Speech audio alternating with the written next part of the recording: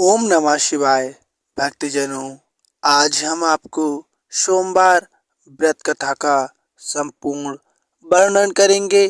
तो भक्तजनों, आप वीडियो को संपूर्ण देखना और कथा का आनंद लेना। जो भक्त सोमवार व्रत की कथा संपूर्णता सुनता है या पढ़ता है, उस भक्त को महादेव जी की बहुत असीम कृपा प्राप्त होती है, जिससे वह अपने सारे दुख को मिटा देता है और सुख के आनंद में जीवन व्यतीत करने लगता है। हमारे महादेव बहुत ही कृपालु हैं। वह सदा ही अपने भक्तों को खुशी और मंगलमय की कामना से आशीर्वाद प्रदान करते हैं। तो भक्तों, आपको ऐसे ही शांति और सच्ची निष्ठा से हमारे महादेव की उपासना करनी है और कथा सुननी है। तो भक्तों, वीडियो के अंत तक रहिएगा और संपूर्ण कथा का आनंद लीजिएगा।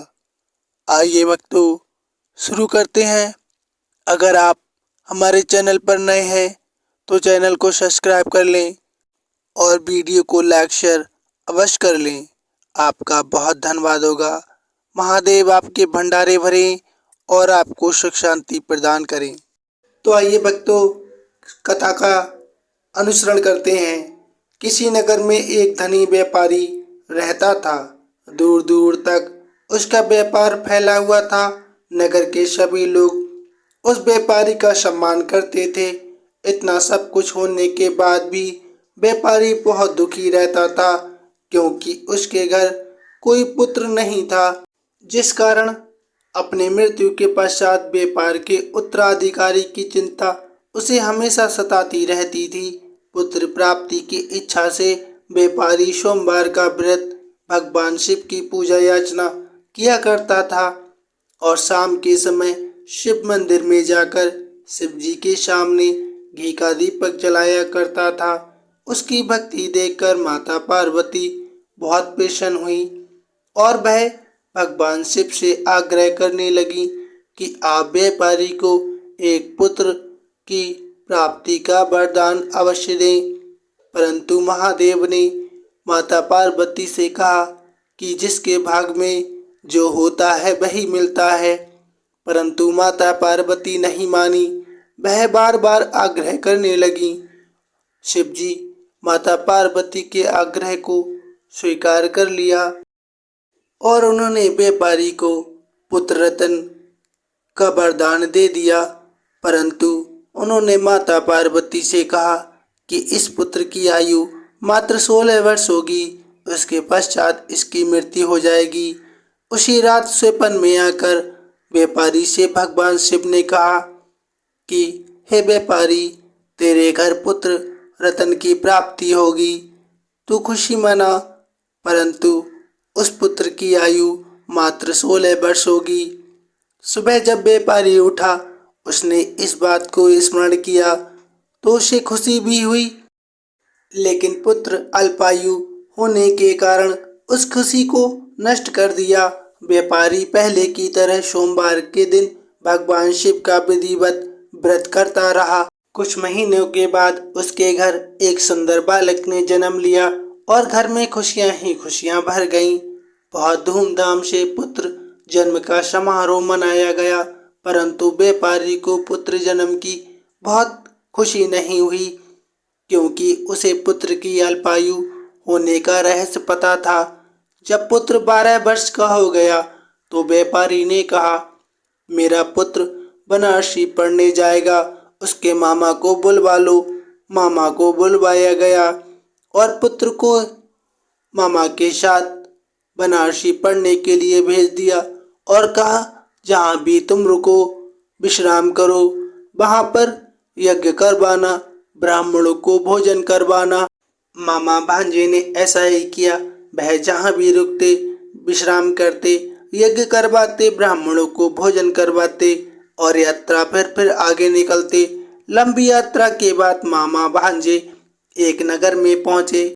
उस दिन उस नगर के राजा की कन्या का विवाह था, जिस कारण पूरे नगर को सजाया गया था।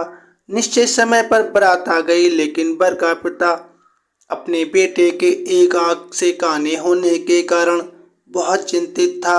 उसे वह था इस बात का पता चलने पर कि कहीं राजा को इस बात का पता चल गया वह विवाह से इनकार ना कर दें, इससे उसकी बदनामी भी होगी। जब वर के पिता ने व्यापारी के पुत्र को देखा, उसके मस्तिष्क में एक विचार आया और उसने सोचा कि क्यों ना इस लड़के को दूल्हा बनाकर राजकुमारी से विवाह करवा दूं। विवाह के बाद इसको धन देकर विदा कर दूंगा और राजकुमारी को अपने नगर ले जाऊंगा। वर के पिता ने लड़के के मामा से इस संबंध में बात की। मामा ने धन के लालच में आकर वर के पिता की बात स्वीकार कर ली। लड़के को दूल्हे का वस्त्र पहनाकर राजकुमारी से विवाह करा दिया गया। राजा ने बहुत सारा धन देकर राजकुमारी को विदा किया। शादी के बाद लड़का जब राजकुमारी के साथ लौट रहा था तो वह सच नहीं छिपा सका और उसने राजकुमारी की ओढ़नी पर लिख दिया, राजकुमारी तुम्हारा विवाह मेरे साथ हुआ था। मैं तो बनारसी पढ़ने के लिए जा रहा हूँ और तुम्हें जिस नवयुवक की पत्नी बनना पड़ेगा वह कान्हा है। जब राजकुमारी ने अपनी ओढ़नी पर लिखा हुआ पढ़ा तो उसने कान्हे लड़की के साथ जाने से इनकार कर दिया। राजा को जब ये सब बात का पता चला तो उसने राजकुमारी को महल में ही रख लिया। उधर लड़का अपने मामा के साथ बनारसी पहुंच गया और गुरुकुल में पढ़ना शुरू कर दिया। जब उसकी आयु 16 वर्ष की हुई तो उसने यज्ञ किया। यज्ञ के समाप्ति पर ब्राह्मणों को भोजन कराया और खूब अन्न वस्त्र दान किए। रात को वह अपने शयन कक्ष में सो गया। शिव के वरदान के अनुसार शयन अवस्था में ही उसके प्राण उड़ गए। सूर्योदय पर मामा मृत भांजे को देखकर रोने पीटने लगा। आसपास के लोग भी एकत्रित होकर दुख प्रकट करने लगे। लड़के के मामा के रोने के विलाप करने के स्वर समीप से गुजरते हुए भगवान शिव और माता पार्वती जी ने भी सुने।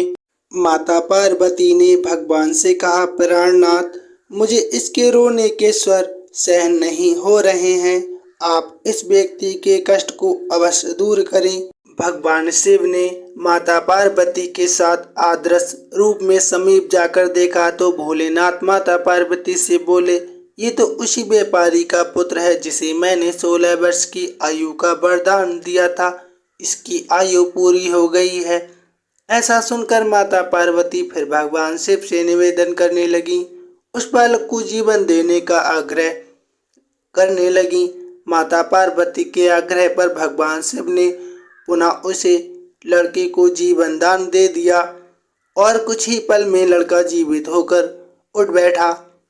शिक्षा समाप्त करके लड़का मामा के साथ अपने घर की ओर चल दिया। दोनों चलते हुए उसी नगर में पहुंचे जहां उसका विवाह हुआ था। उस नगर में यज्ञ का आयोजन किया। समीप से गुजरते हुए नगर के राजा ने यज्ञ का आयोजन देखा और उसने तुरंत ही उस लड़के को पहचान लिया और मामा को भी पहचान लिया। यज्ञ के समाप्त होने पर राजा मामा और लड़के को महल में ले गया और कुछ दिन उन्हें महल में रखकर बहुत सा धन वस्त्र आदि देकर राजकुमारी के साथ विदा कर दिया। इधर भूखे प्यासे रहकर व्यापारी और उसकी पत्नी बेटे की प्रतीक्षा कर रहे थे। उन्होंने प्रतिज्ञा कर रखी थी कि यदि उन्हें अपने बेटे की मृत्यु का समाचार मिला तो दोनों अपने प्राण त्याग देंगे, परंतु जैसे ही उसने बेटे के जीवित वापस लौटने का समाचार सुना तो वह बहुत प्रसन्न हुआ। वह अपनी पत्नी और मित्रों के साथ नगर के द्वार पर पहुंचा। अपने बेटे के विवाह का समाचार सुनकर पुत्रवधू राजकुमारी को देखकर उसकी खुशी का ठिकाना ना रहा। उसी रात भगवान शिव ने व्यापारी के स्वप्न में आकर कहा, हे श्रेष्ठ, मैंने तेरे सोमवार व्रत करने और व्रत कथा सुनने से प्रसन्न होकर तेरे पुत्र को लंबी आयु प्रदान की है। पुत्र की लंबी आयु जानकर व्यापारी बहुत प्रसन्न हुआ। शिव भक्त होने तथा सोमवार व्रत करने से व्यापारी की सभी मनोकामनाएं पूर्ण होती गईं। इसी प्रकार जो भक्त सोमवार का विधिवत व्रत करते हैं और व्रत कथा सुनते हैं उनकी सभी इच्छाएं पूर्ण होती हैं। प्रेम से बोलिए जय शिव जय शिव पार्वती। तो भक्तों, ये थी सोमवार व्रत कथा। आपको कैसी लगी प्लीज कमेंट में अवश्य बताइए। साथ ही अवश्य लिखना हर हर महादेव। धन्यवाद।